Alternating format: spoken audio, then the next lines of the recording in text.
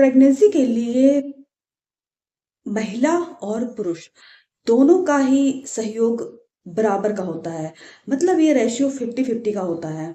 अगर महिला में अगर कोई प्रॉब्लम है जैसे एग में, तो पुरुषों में भी ये समस्याएं हो सकती हैं। इसमें एक बहुत ही जो ज़्यादा प्रॉब्लम वाली समस्या होती है वो है स्पर्म मोटिलिटी। तो आइए आज हम इस पे कुछ उपाय बताते हैं जिससे आपको इसमें ज़रूर फ़ायदा होगा। हेलो एवरीवन, स्वागत है आपका माइंड और हेल्थ में। मैं आपकी होस्ट डॉक्टर बबीता। तो स्वागत करती हूँ आपका।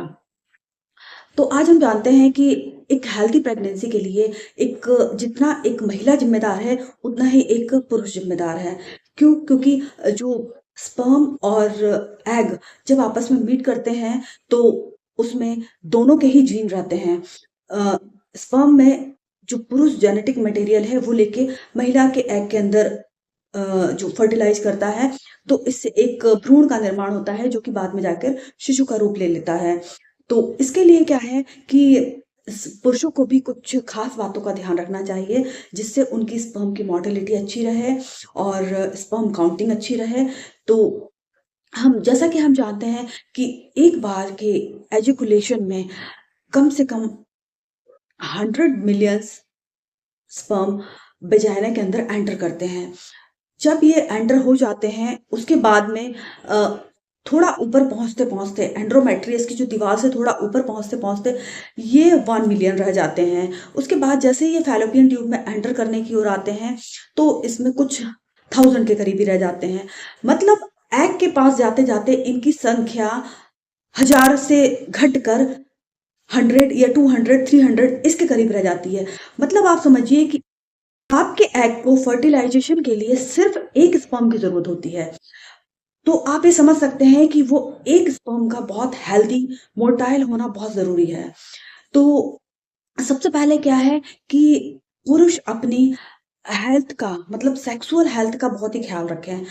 जो पुरुष ज्यादातर अल्कोहल का सेवन करते हैं उसमें देखा गया है कि उनकी मोर्टेलिटी में समस्या रहती है, उनकी स्पर्म काउंटिंग भी कम रह जाती है।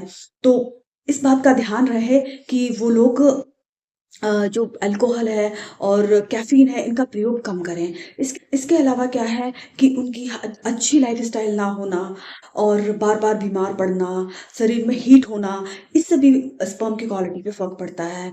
तो आप अपनी बॉडी को अ, अपनी इम्यूनिटी, अपनी बॉडी का विशेष ध्यान रखें और एक हेल्दी लाइफ़स्टाइल को फ़ॉलो अप करें।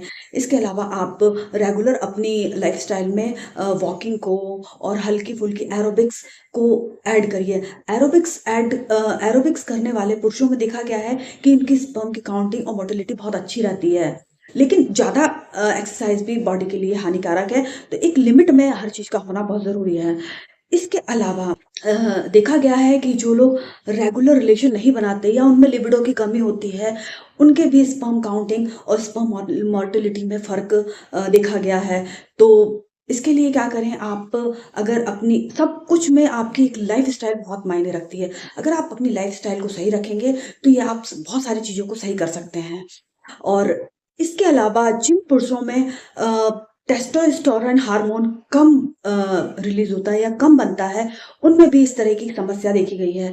तो मैं आपको यही एडवाइस दूँगी कि देखिए, इसमें शर्माइए नहीं और अपने डॉक्टर को जाके मिलिए और इस पे चर्चा कीजिए और बताइए, अपने टेस्ट कराइए। इससे क्या है कि समय रहते अगर चीज़ों को पता चल जाए, तो आपको अच्छे ट्रीटमेंट से ये सब चीज़ों को सॉल्व कर सकते हैं। इसके अलावा आप अच्छी लाइफ़स्टाइल को फ़ॉलो अप करिए और अपनी जी लाइफ़स्टाइल में एक्सरसाइज़ को ज़रूर ऐड कीजिए, अपने खान-पान पे ध्यान दीजिए और सबसे विशेष बात, आप एंटीऑक्सीडेंट वाली जो चीज़ें हैं, उनका प्रयोग कीजिए। जैसे कि क्या बोलते हैं आप, विटामिन सी से युक्त और बीटा कैरोटीन मतलब गाजर है और पालक है, इन सब चीज़ों का प्रयोग कीजिए। आप देखेंगे कि इससे आपके स्पर्म की क्वालिटी और मोटिलिटी में बहुत ही फ़ायदा मिलता है।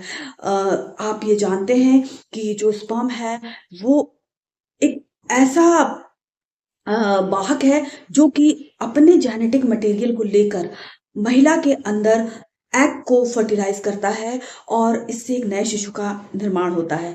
तो आप समझ रहे हैं ये कितना इम्पोर्टेंट है। तो आप इसका ख्याल रखें और एक हेल्दी लाइफ़स्टाइल को फ़ॉलो अप करें और हेल्दी बेबी प्लान करें। सो म तो आपको ये जानकारी कैसी लगी है? तो आप कमेंट करके बताएँ और इस वीडियो को ज़्यादा से ज़्यादा लोगों को शेयर करें, लाइक और सब्सक्राइब करें। So thank you so